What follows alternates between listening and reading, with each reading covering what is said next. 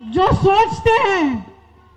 सोचते हैं कि एक बोरा राशन पकड़ाकर आपको उस राशन पर निर्भर बनाकर आपसे वोट लेकर सत्ता में रहेंगे, लेकिन आपको सशक्त करने की बात नहीं कहेंगे, महिलाओं की शिक्षा की बात नहीं करेंगे, महिलाओं को रोजगार देने की बात नहीं करेंगे, ताकि आप कभी अपने पैरों पे खड़े न हो, ताकि आप हमेशा के लिए सोचें कि ये जो बोरा राशन मिलता है आपको, ये एक बहुत बड़ा एहसान हो रहा है आप पर।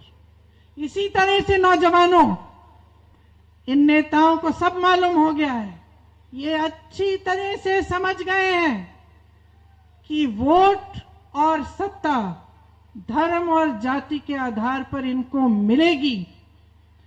इसीलिए आपको कभी नौकरियां नहीं देंगे, आपको कभी रोजगार नहीं दिलवाएंगे, क्योंकि जब तक बेरोजगार रहोगे, जब तक निर्भर रहोगे, जब तक अपने पैरों पे खड़े नहीं होगे, तब तक आपके जज्बात, आपके दुख, आपकी निराशा, आपकी नाराजगी का इस्तेमाल राजनीतिक दल कर पाएंगे। तब तक आपको बहकाना बहुत आसान होगा, चाहे आप कोई भी निर्णय लें। जब तक आपके प्रदेश में, जब तक इस उत्तर प्रदेश में, जो मेरी पूर्वजों की धरती है, ये मेरे पूर्वजों का खून मिला हुआ है इस देश की धरती में, जब तक इस जमीन से एक सही, एक नई और एक सच्ची राजनीति उभर कर नहीं आएगी, तब तक मैं आपके साथ संघर्ष करती रहूंगी, आपके लिए लड़ती रहूंगी और आपके प्रदेश के लिए लड़ती रहूंगी। कोई मुझे रोक नहीं पाएगा। कुछ बड़े नेता मेरी पार्टी में ही, जो आज तकरीबन सारे के सारे पार्टी छोड़ गए हैं, वो मेरे पास आए अलग अलग से। उन्होंने मेरे से बात की, उन्होंने कहा, अरे यहां से निकल जाइए, यहां उत्तर प्रदेश में कुछ नहीं मिलने वाला, यहां क्या करने आई हैं, यहां तो संघर्ष ही संघर्ष है, यहां कांग्रेस पार्टी तो है ही नहीं, कुछ नहीं कर पाएंगे, आप नेतृत्व से बात करिए, आपको यहां से निकाल के कहीं और भेज दें। मैंने अपने भाई से बात की, जब उन्होंने मुझे प्रभारी बनाया, मैंने उनसे पूछा कि आपके मन में क्या है। मेरे भाई राहुल गांधी जी उस समय कांग्रेस के अध्यक्ष थे।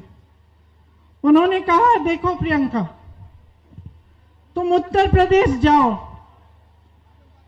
कितना भी संघर्ष हो, तुम काम करना शुरू करो, और याद रखो, ये कभी मत भूलो कि तुम्हारा एक ही काम है कि जहां जहां दुख है, जहां जहां पीड़ा है, वहां जाकर जनता के साथ, जनता के मुद्दों के लिए कंधा से कंधा मिलाकर जनता के लिए लड़ो।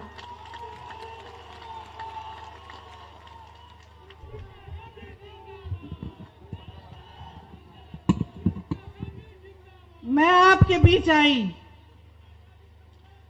सोनभद्र में 13 आदिवासियों का नरसंहार किया गया था।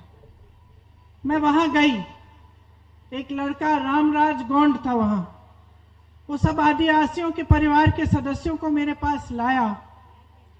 मुझे पता चला कि जिस तरह से नरसंहार हुआ है, पुलिस प्रशासन ने भूमाफिया की मदद कर दी, लेकिन आदिवासियों को बचाने के लिए कोई नहीं आया। उसके बाद उन्नाव में एक महिला का बलात्कार हुआ, बहुत बुरी तरह से उसको फिर मार डालने की कोशिश की गई। उन्नाव में एक और महिला के साथ बलात्कार हुआ, उसको जला दिया गया। हाथरस में एक दलित महिला के साथ बलात्कार किया गया, उसके बाद उसे जलील किया गया और उसके परिवार पर दबाव डाला गया। उसकी चिता को बगैर उसके माँ बाप की प्रस्तुति की मौजूदगी के जला दिया गया। आगे लखीमपुर खेरी में 6 किसानों को एक मंत्री के पुत्र ने अपनी जीप के नीचे कुचल डाला। फिर से पुलिस और प्रशासन ने मदद नहीं की। मैं ललितपुर गई।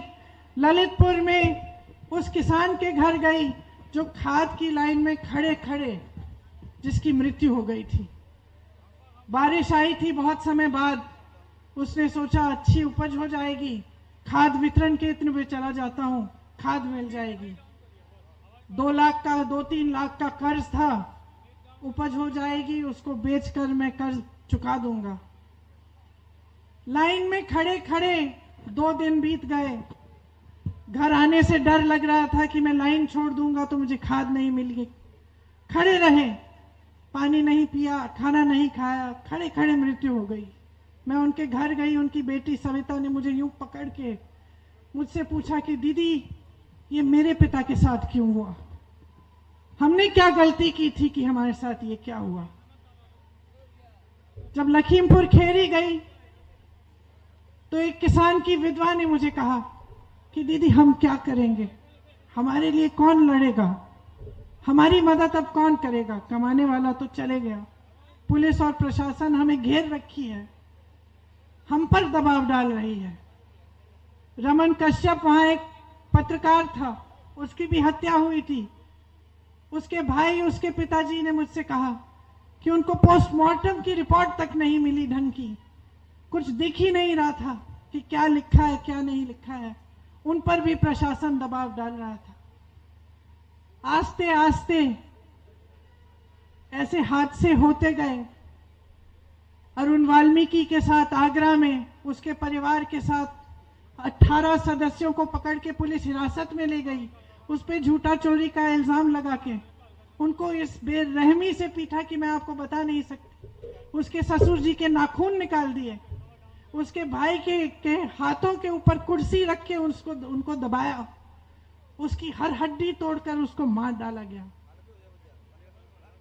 मैं ये हादसे देखती रही, आपके पास बार बार आती रही। जहां जहां अन्याय दिखता था मेरी पार्टी ने आवाज उठाई, हमने आंदोलन किया, कुछ कार्रवाई करवाई। मैं इस तरह से आपकी हमसफर बन गई। आपका संघर्ष मेरा संघर्ष बन गया और मैं समझने लगी कि उत्तर प्रदेश में बहुत गलत हो रहा है, बहुत गड़बड़ है। यहाँ की राजनीति कहीं भटक गई है। ये क्यों हो रहा है? ये सवाल मेरे मन में बार बार उठता था कि ये कैसे हो गया कि ये प्रदेश जो सबसे बड़ा प्रदेश है इस देश में, जिसमें सबसे ज्यादा नौजवान हैं, सबसे ज्यादा ऊर्जा है, सबसे ज्यादा हुनर है, सबसे उपजाऊ जमीन है, आज खाई में है। कैसे हो गया? बार बार मैं ये सवाल पूछती रही अपने आप से। फिर मैंने देखा कि यहाँ के नेता क्या कह रहे हैं। यहाँ के राजनीतिक दल, बहुजन समाज पार्टी, समाजवादी पार्टी, भाजपा, जनता के सामने क्या क्या मुद्दे उठा रही है। ये देखा कि बसपा सिर्फ जाति की बात कर रही है, समाजवादी पार्टी एक जाति और धर्म की बात कर रही है, भाजपा धर्म और राष्ट्रवाद की बात कर रही है।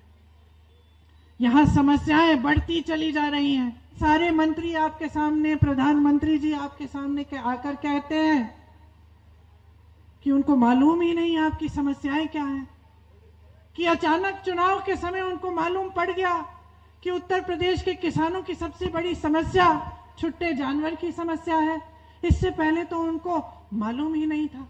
सरकार चला रहे हैं, देश में प्रदेश में तमाम जानकारियां हैं, आपको ये नहीं मालूम था कि उत्तर प्रदेश का किसान कितना परेशान है। आपके रोजगार खाली पड़े हुए हैं सरकार में, आप दे नहीं रहे हो। भर्तियों में भ्रष्टाचार है, आप दुरुस्त नहीं कर रहे हो। मेरी बहनें महंगाई का सामना कर रही हैं, आप एक राशन का पोटला पकड़ा रहे हो इनको। क्या होगा उस राशन के पोटले से? आप निर्भर कर रहे हो इनको ताकि ये आपका धन्यवाद दें। आप मंच पे खड़े होकर कह रहे हो कि इस जनता ने आपका नमक खाया है, ये कह रहे हो। ये हैं उत्तर प्रदेश के नेता, देश के नेता।